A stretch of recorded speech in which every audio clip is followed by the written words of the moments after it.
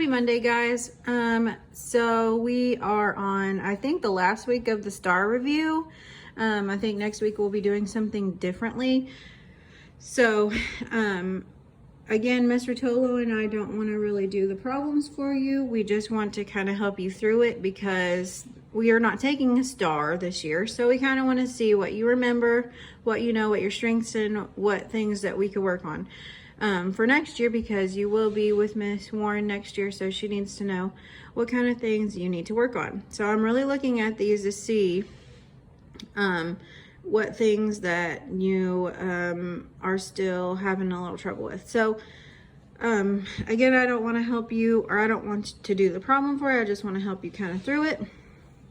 So like on number 2, you need to get rid of the trash you don't need to try to figure out how much he sold. So what he made is not what you need to know. You need to know how much he sold. And remember, you can use your chart to figure out, okay, I've got 6 holes, and here's my decimal, and then I have tenths and hundredths.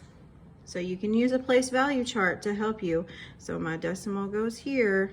I'm not going to do anymore because I'm going to give it away. So, and then you have your fraction. How do you convert that fraction to a decimal? You know how to do it.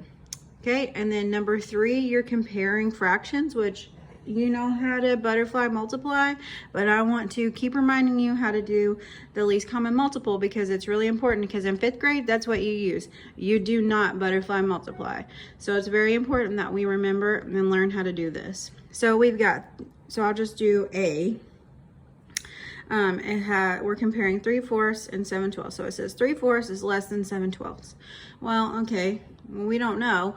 So we're gonna have to find our least common multiple to make our denominators the same. So just like we did before, you're gonna make your T-chart. You've got 3/4 and 7/12. And you're looking for your least common multiple, and you always use the denominator to find that. So you take this number times any number to find a multiple. So I'm just going to start with 1. 1 times 4 equals 4, right? 2 times 4 equals 8. These are the multiples. 3 times 4 equals 12. Okay? Oh, look, that matches. So look what I did here. 12 times 1 equals 12. There you go. That is your least common multiple. Usually these will be the one that's bigger will be a multiple of this one, and that will be your least common one. Just a little FYI for you. They're not going to make it that hard. You know, you can get from 4 to 12 times 3, right? So 3 times 4 is 12. So that would be your least common multiple. So that means that your 7/12 is not going to change because 12 is already your denominator. So you're going to go to 3/4 and change it to a 12. So then you say, okay, I already know my multiple. 3 times 4 is 12. So I know that I can take 4 times 3 to get 12. So whatever I do on the bottom, I do on the top.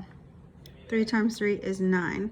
So now 3/4 is transformed into 9/12. So I'm going to rewrite my equation here. 9/12 is less than 7/12. Is that true? Absolutely not.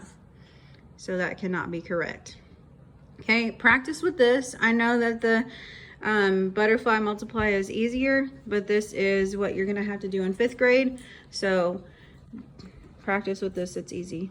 All right, everybody, have a great week. I will see you all on Wednesday. Miss Rotolo will post tomorrow.